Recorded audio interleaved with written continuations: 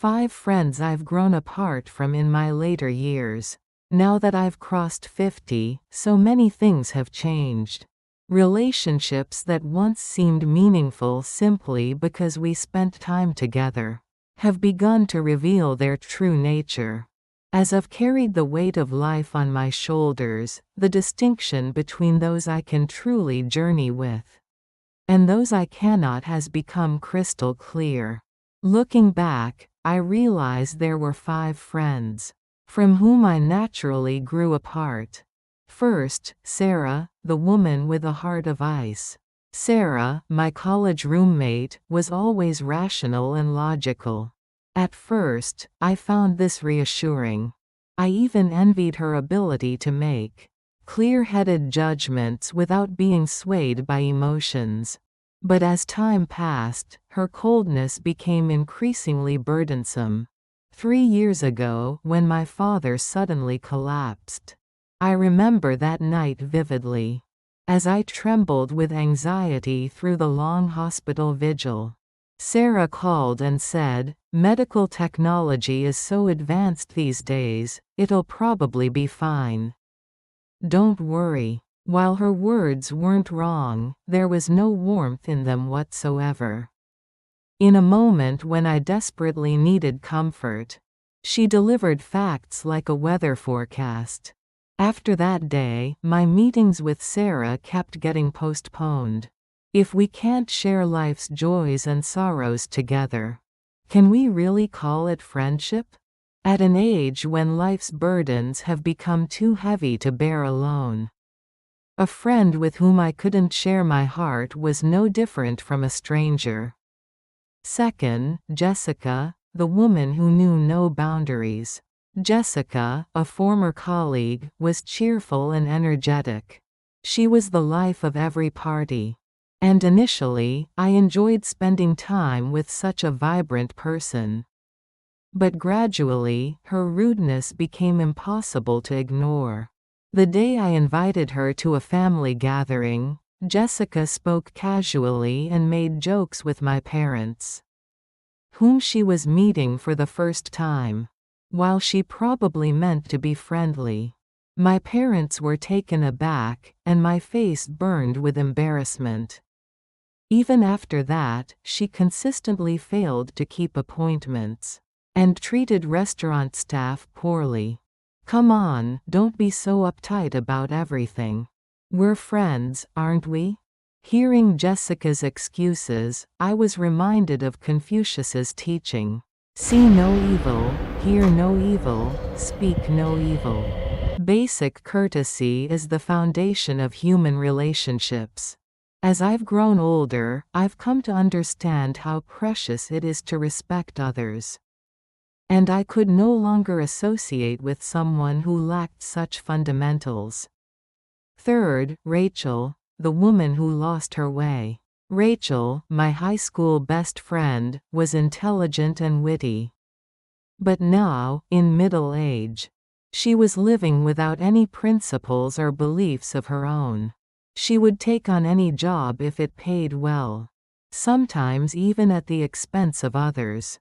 Last year, she proposed a business idea to me. On the surface, it seemed reasonable. But upon closer examination, it involved deceiving consumers. When I expressed my concerns, Rachel said, "The whole world operates this way. Why are you being so picky? We need to make a living too."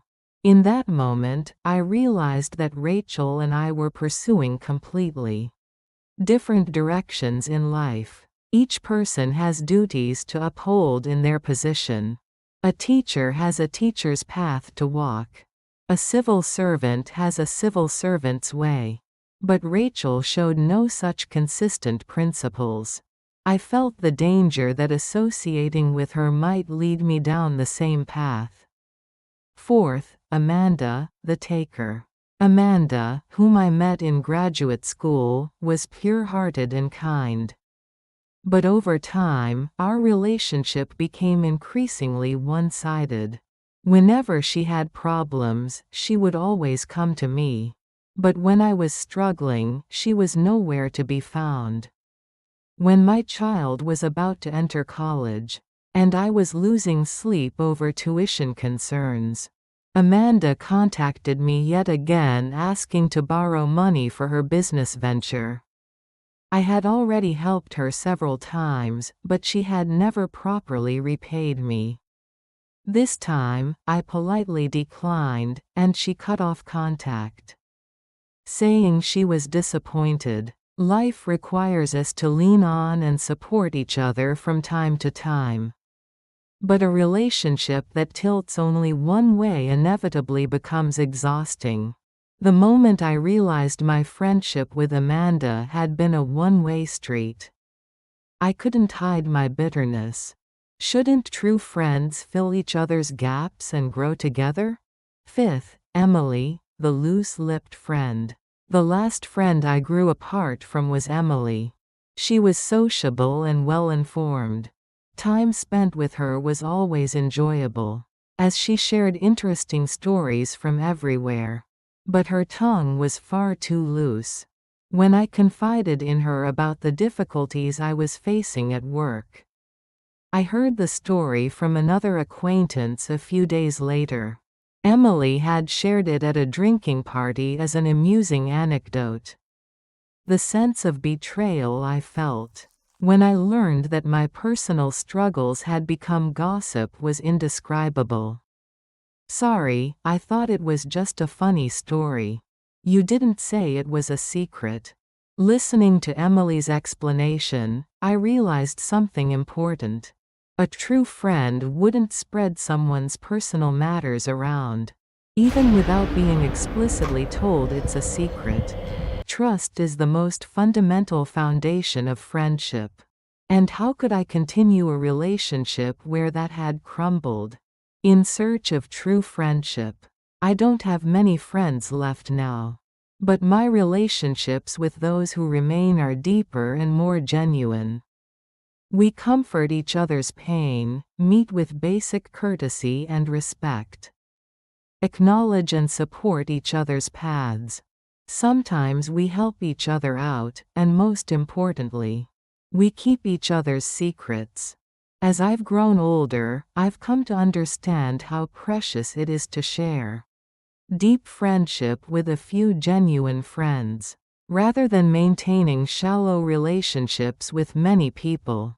Now, in the latter half of my life, what truly matters is quality, not quantity. And so I bid farewell to 5 friends. Sometimes with regret, sometimes with disappointment. But I believe it was the better choice for all of us.